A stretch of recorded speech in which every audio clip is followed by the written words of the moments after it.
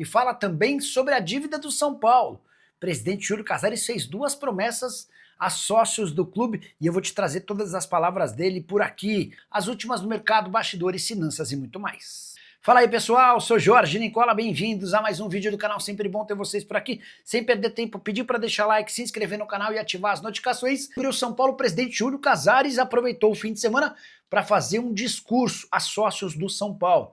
E durante esse discurso, em que ele agradeceu a uma série de apoiadores e fez aquela habitual média política, houve também espaço para promessas e frases importantes.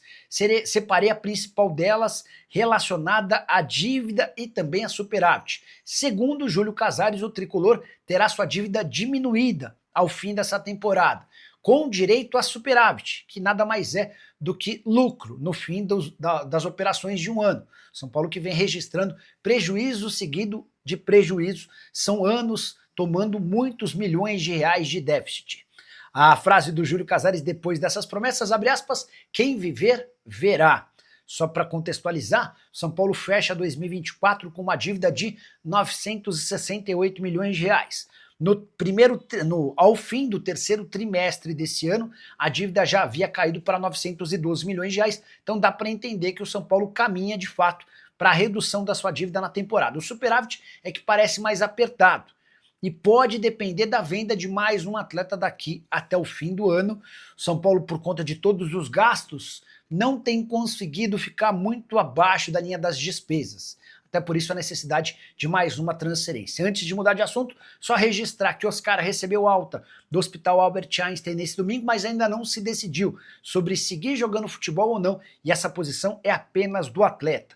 A saideira do São Paulo, lateral esquerdo Nicolas, o meio-campista Pedro Ferreira e os atacantes Luca e Paulinho deixaram o sub-20, vice-campeão paulista, derrota para o Santos nos pênaltis e vão direto para o CT da Barra Funda, onde ficarão em definitivo integrados ao elenco principal. Silmar Lima, quais as novidades do meu tricolor? Silmar, o São Paulo está em busca de reforços e já mapeou 3 prioridades, um camisa 10, um segundo volante e um zagueiro canhoto. Esses são 3 dos alvos do São Paulo para a próxima temporada. Agora, você sabe se o São Paulo e a New Balance vão renovar o contrato ou a Adidas pode voltar em 2027?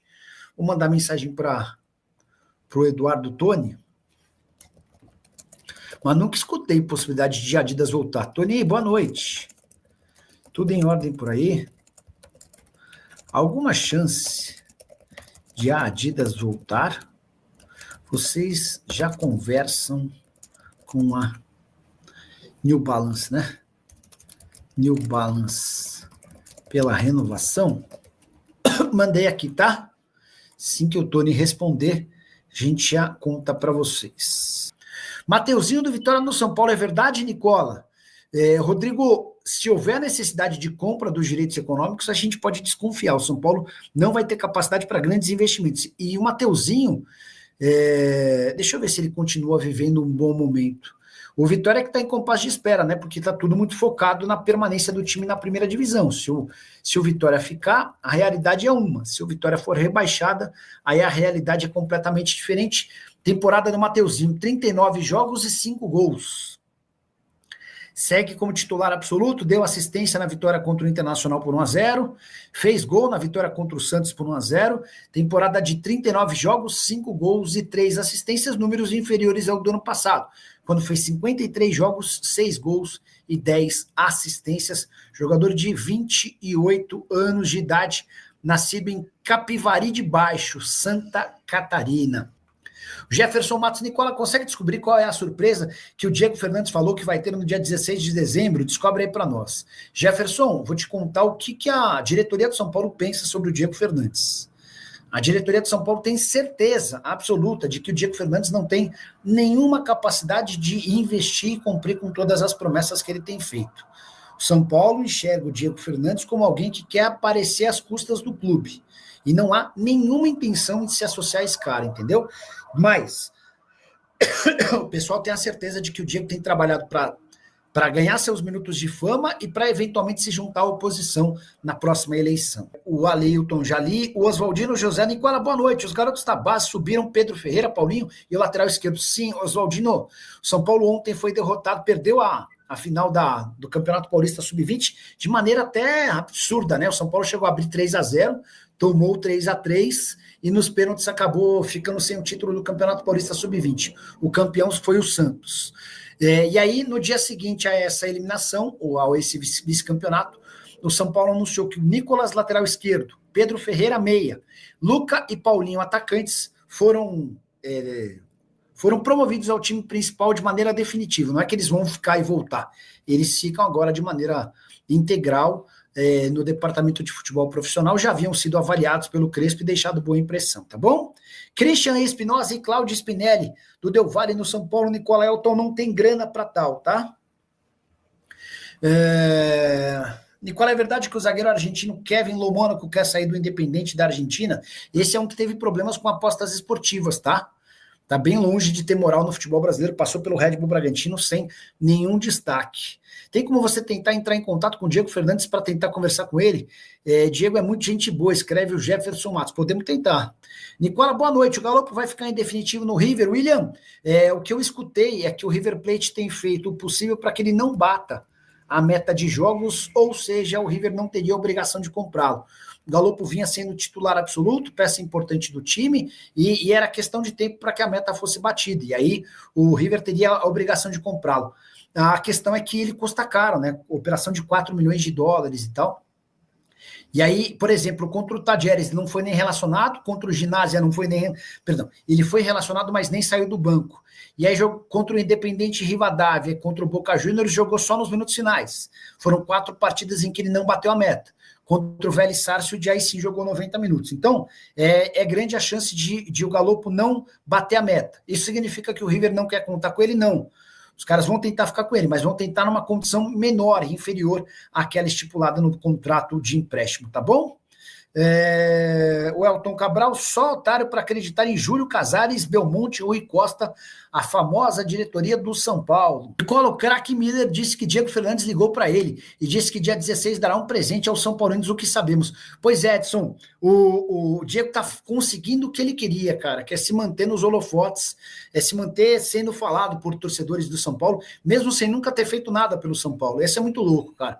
Ele ligou para o Miller foi um baita jogador, um craque, mas hoje não tem mais participação nenhuma. E ele planta aqui na imprensa, planta aqui no ex-jogador e vai se mantendo em alta ou na boca dos torcedores do São Paulo. O que eu escuto do São Paulo em relação ao Diego Fernandes é que esse cara é um cara que está ganhando visibilidade, notoriedade às custas do São Paulo sem contribuir em absolutamente nada. O São Paulo não acredita nele, o São Paulo não confia nele, o São Paulo tem certeza de que ele não tem capacidade de honrar com nada daquilo que foi prometido, como, por exemplo, aporte de R$1 bilhão, entre outras coisas.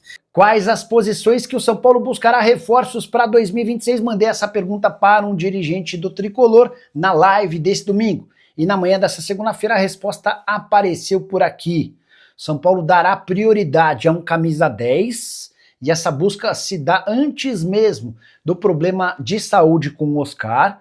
São Paulo também sonha com a contratação de um segundo volante com bom recurso que possa jogar ao lado ou para concorrer com o Marcos Antônio, além de um zagueiro canhoto que dispute posição com o Sabino. Essas são hoje as 3 prioridades no elenco do São Paulo.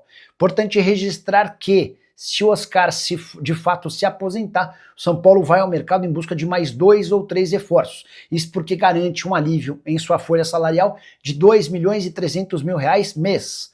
São Paulo paga R$1,5 milhão ao Oscar, outros 800 mil são bancados pela patrocinadora Master e o São Paulo entende que teria esses R$2.300.000 para buscar novos reforços. Boa noite, Nicola. Espero que você leia a minha mensagem, pois quero saber se procede a transferência do Barbosa do Botafogo para o São Paulo em 26. O Barbosa deu uma entrevista afirmando que, por ele, encerra a carreira no Botafogo. Não tem nenhuma intenção de sair, já recusou propostas do futebol brasileiro, já recusou propostas da Arábia, disse até que teve sondagem de time da Europa, mas que o objetivo dele é ficar no futebol nacional. O São Paulo até vai buscar reforços para o ano que vem, mas a prioridade A vontade número 1 do São Paulo é contratar jogadores jovens. E o Barbosa não é mais um menino, tem 30 anos de idade, faz 31 em março. Então acho que dá para descartar essa contratação, primeiro porque o Botafogo não vai se desfazer dele para vendê-lo para um clube brasileiro, depois porque o São Paulo vai dar prioridade para jogadores mais jovens. E aí só para completar sobre o São Paulo teve 73% do seu elenco com pelo menos uma lesão ao longo da temporada. São 33 jogadores, só 9 não se contundiram. E outra observação, dos 33 jogadores, 13 tem 30 ou mais, tem mais de 30 anos de idade, né? E desses 13, só 3 não se machucaram. Então dá para dizer que o excesso de veteranos no São Paulo também ajuda a entender essa série de lesões. Diego Júnior, boa noite, Nicolau, abraço, like número 7, abração para você, Diegão. O Marcos Alves, Nicola, você sabe quais posições o São Paulo vai ao mercado buscar em 26? A pergunta é excelente. Deixa eu tentar descobrir, mesmo na noite desse domingo. Por falar em São Paulo e Santos, hoje os times decidiram o Campeonato Paulista Sub-20. São Paulo chegou a fazer 3-0, Santos empatou 3-3 e nos pênaltis o Peixe se sagrou campeão paulista Sub-20, tá?